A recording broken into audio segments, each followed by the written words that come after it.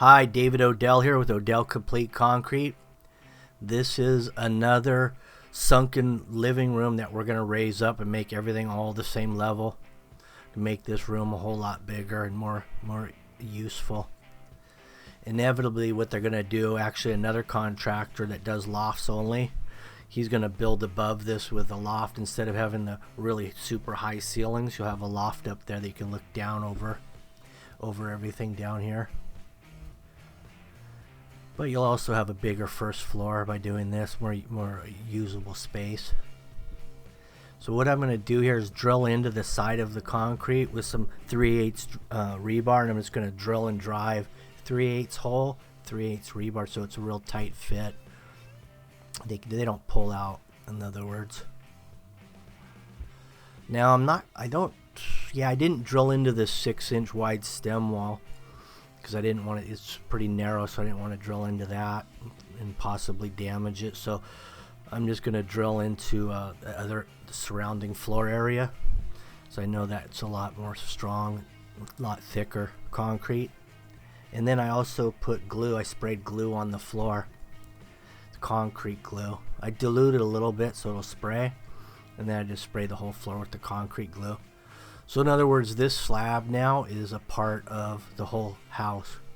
If there's an earthquake, possibly, it's not going to pop up and out of that hole. It's going to move with the house as one piece. So that's why we do it.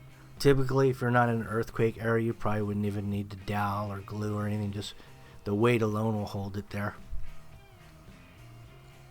But we're in Laguna Niguel, California, on this particular job.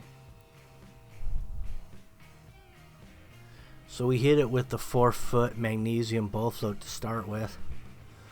Then we're going to hit it with the funny float, and that's a fiberglass funny float.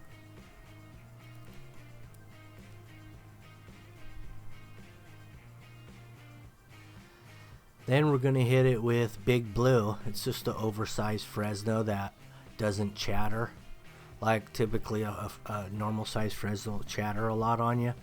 Well, the Big Blue doesn't chatter.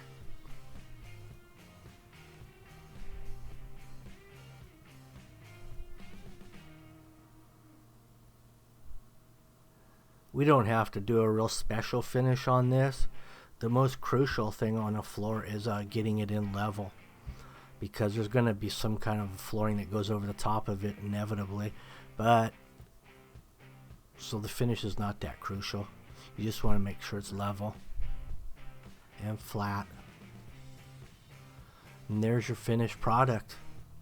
Ready to throw some hardwood over that. Carpet, tile, whatever. Now this is where the loft will be, and that tape on the wall represents the end of the loft.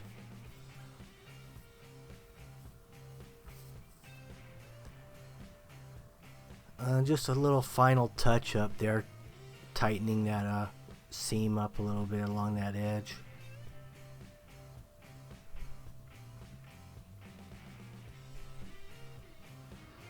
So this house is under a complete remodel, so they went ahead and went all out, tore the drywall out so they can move the receptacles up. They went all out. They did it right. Anyway, thank you for watching. Make sure you subscribe if you want to see the latest and greatest as I roll them out.